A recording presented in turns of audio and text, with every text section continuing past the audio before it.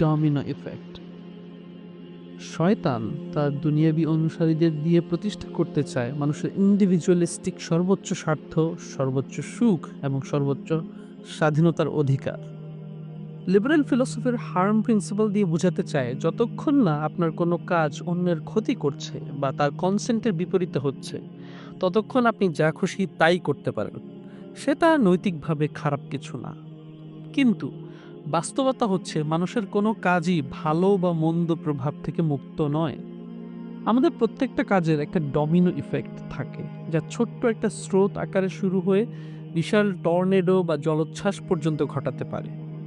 কিন্তু আমাদের অনেক কাজের প্রভাব আপাত দৃষ্টিতে স্বাভাবিক মনে হয়, হার্মলেস মনে হয়, আমাদের অজ্ঞতার কারণে বা এর প্রভাবের ধীর গতির কারণে। কিন্তু তা ভালো বা খারাপ প্রভাব বিস্তার থেকে কোনোভাবেই মুক্ত নয়। যেমন ধরুন, একজন মানুষ মনে করে পর্ন দেখা খারাপ কিছু না, কিন্তু সে হয়তো অন্যের ক্ষতি করছে না, সাময়িকভাবে সে কেবল একা মজা নিচ্ছে। কিন্তু বাস্তবতা কি আসলেই তাই? আমরা বিজ্ঞানীদের রিসার্চ থেকেই জানি পর্ন একটা মানুষের ব্রেইনে কি পরিমাণ খারাপ প্রভাব ফেলে, যা মারাত্মক লেভেলের ড্রাগের ক্ষতির চেয়েও বেশি। ব্যক্তির নিজস্ব ক্ষতি বাদ দিলেও একজন মানুষ যেইমাত্র একটা নির্দিষ্ট ক্যাটাগরির পর্নে ক্লিক করছে, সেই ক্যাটাগরিতে তার মতো বিশ্বের হয়তোবা লাখো লোক ক্লিক করছে। প্রডিউসার, ডিরেক্টররা বুঝতে পারছে এই ক্যাটাগরির পর্নের চাহিদা বেশি, তাই তারা এসবে অভিনয় করানোর জন্য পর্যাপ্ত লোক খুঁজতে গিয়ে যদি না পায়, তখন সেক্স ট্রাফিকিং করে হলেও তারা মানুষ কেনা বেচা করছে কেবল সেই সব পর্নে অভিনয় করানোর জন্য। এই যে যেই ছেলেটা পর্ন ভিডিওতে একটা ক্লিক করলো, হয়তো সে একটা ক্লিকের অনেকগুলো সমন্বিত রূপের ডমিনো ইফেক্টের কারণেই তার পাশের এলাকারই কোনো মেয়ে সেক্স ট্রাফিকিংয়ের শিকার হতে হচ্ছে, যা ঘুণাক্ষরেও কোনোদিন সে জানতেও পারবে না। আপনি হয়তো ভাবতে পারেন, আমার শরীর, যেমন পোশাক আমার পরার ইচ্ছা, তেমন পোশাকই আমি পরবো, এটাই আমার স্বাধীনতা, এতে তো অন্যের ক্ষতি হচ্ছে না। এটা খুবই লেম চিন্তাভাবনা। যদি আপনি নারী পুরুষের যৌন মনস্তত্ত্ব সম্পর্কে ন্যূনতম জ্ঞান রাখেন, তাহলে বুঝতে পারবেন যে পুরুষের কাছে নারীর সিডাকটিভ লুকের প্রভাব অত্যন্ত মারাত্মক, আর সংক্ষিপ্ত যৌন উত্তেজক পোশাকগুলো ঠিক সেই কাজটাই করে। একটা সমাজের সব পুরুষ চোখ নামিয়ে রাখে না, অনেকেই থাকে ধর্ষক মেন্টালিটির। তাদের নেক্সট টার্গেট হওয়ার জন্য যে সকল প্রভাবক প্রয়োজন, আপনি ঠিক সেই প্রভাবকগুলো তাকে নিজের অজান্তেই হয়তো সার্ভ করছেন। ফলে সে হয়তো আপনার মতো কাউকে বাগে পেলে হামলে পড়ছে, অথবা আপনি যদি ইজি টার্গেট না হন, আপনার পরিবর্তে এমন কোনো ভিকটিম সে খুঁজে নিচ্ছে, কোনো ছোট বাচ্চা, অবলা, নিরীহ বা সমাজের চোখে গুরুত্বপূর্ণ কেউ না এমন কাউকে সে বেছে নিচ্ছে তার পরবর্তী শিকার হিসেবে। কেউ হয়তোবা মনে করতে পারে সমকামিতা তার নিজস্ব চয়েস, ব্যভিচার তার নিজস্ব ব্যাপার, কনসেন্ট থাকলেই হয়, কারো ক্ষতি তো হচ্ছে না। কিন্তু ব্যাপারটা কি আসলেই তাই? একটা সমাজে সমকামিতা বৃদ্ধি পাওয়া মানে নারী পুরুষের স্বাভাবিক সম্পর্কে ভাটা পড়া, তাদের মধ্যকার সম্পর্ক, বিয়ে, সন্তান, এইসবের স্বাভাবিক যে অবস্থা তাতে ব্যাঘাত ঘটা। এখন দুজন মানুষ এটাতে সমস্যা মনে না করলেই এর ক্ষতিকারক প্রভাব কেবল সেই দুজনে সীমাবদ্ধ থাকছে না। ব্যাপারটাকে এভাবে ছেড়ে দিলে প্রচুর নারী পুরুষ পার্টনারের অভাবে ভুগবে।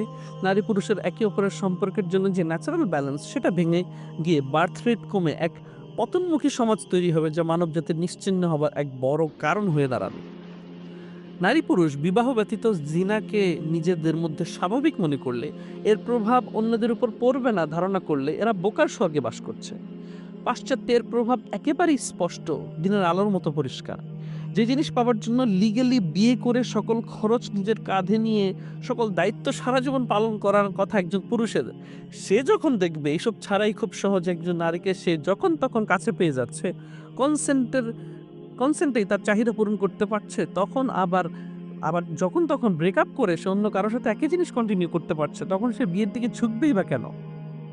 ফলে নারীরা সিঙ্গেল মাদার হয়ে দেখা যাবে সারা জীবন কষ্ট করছে, পুরুষ কেবল ঘুরে ঘুরে ফুলের মজা নিয়ে বেড়াচ্ছে। যেহেতু বিয়ে সহজে করতে চাইবে না, সেই ক্ষেত্রে সন্তান নেওয়ার প্রশ্নই তো আসে না। আর যদি কোনো কারণে হয়েও যায়, সন্তানের দায়িত্ব নেওয়ারও তো প্রশ্ন আসে না। ফলে এমন এক সমাজ তৈরি হবে যেখানে ফ্যামিলি সিস্টেম, ভালোবাসা, সম্পর্কটি টিকিয়ে রাখতে স্যাক্রিফাইস বলতে আর কিছুই অবশিষ্ট থাকবে না। এবং পাশ্চাত্যের বর্তমান অবস্থা ঠিক তাই। যে সমাজে ফ্যামিলি সিস্টেম নষ্ট হয়ে যাবে, সেই সমাজ এমনিতেই ধ্বংসপ্রাপ্ত হবে।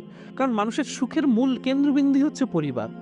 যেখানে পরিবার প্রথাই ঠিক নেই, সেখানে ডিপ্রেশন, সুইসাইড, ক্রিমিনাল হয়ে বেড়ে ওঠাই অবিসম্ভাবী। কেউ যদি বলে আমি সুইসাইড করতে চাই, এটা আমার নিজস্ব ব্যক্তি স্বাধীনতা, কারো ক্ষতি করছি না নিজের ব্যতীত, এটাও ডাহা, মিথ্যা প্রতারণা নিজের সাথে। যে সুইসাইড করতে চায় সে কারো না কারো তো বাবা, মা, ভাই, বোন, সন্তান, স্বামী, স্ত্রী বা কোনো না কোনো সম্পর্কে থাকা ব্যক্তি, যার জীবন মরণ সিদ্ধান্তের সাথে অনেকগুলো জীবন জড়িয়ে থাকে, হয় ফিনান্সিয়ালি, ইমোশনালি বা অন্য কোনো উপায়। সে কেবল নিজের ক্ষতিই করছে না, বরং সেই মানুষগুলোর জীবনেও পরোক্ষভাবে ক্ষতি ডেকে আনছে। আচ্ছা, কেউ এটাও তো বলতে পারে আমি ইবাদত না করলে, আল্লাহর ইবাদত না করলে, তার দেওয়া নিয়ম না মেনে চললে সেটা আমার পার্সোনাল ব্যাপার, এটা তো কারো ক্ষতি হচ্ছে না। আপাত দৃষ্টিতে কারো ক্ষতি হচ্ছে না মনে হবে, তবে আল্লাহর ইবাদত হচ্ছে আমাদের নফসের কুমন্ত্রণার বিরুদ্ধে এক ধরনের সেলফ ডিফেন্সিভ মেকানিজম। তাই বলা আছে সালাত মানুষকে অশ্লীলতা থেকে বিরত রাখে।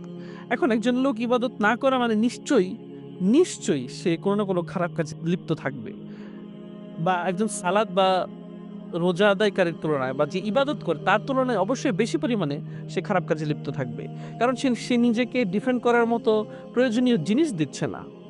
তো যেসব খারাপ কাজ করবে, হোক তা জিনা, ড্রাগস, ড্রিঙ্কস, চুরি, ডাকাতি, ছিনতাই, মার্ডার, এসব কিছুতে তার নিজের যেমন ক্ষতি আছে তেমনি ক্ষতি আছে হাজারো মানুষের। ইবাদত করলে সে নিজের মাঝে সেলফ ডিফেন্সিভ মেকানিজম গড়ে তুলতে পারত, যার ফলে সে নিজেও নিজের ক্ষতি থেকে বাঁচতে পারত এবং অন্যরাও তার ক্ষতি থেকে বাঁচতে পারত। এভাবে উদাহরণ দিতে গেলে প্রত্যেকটা কাজের ডমিনো ইফেক্ট নিয়ে কথা বলা সম্ভব।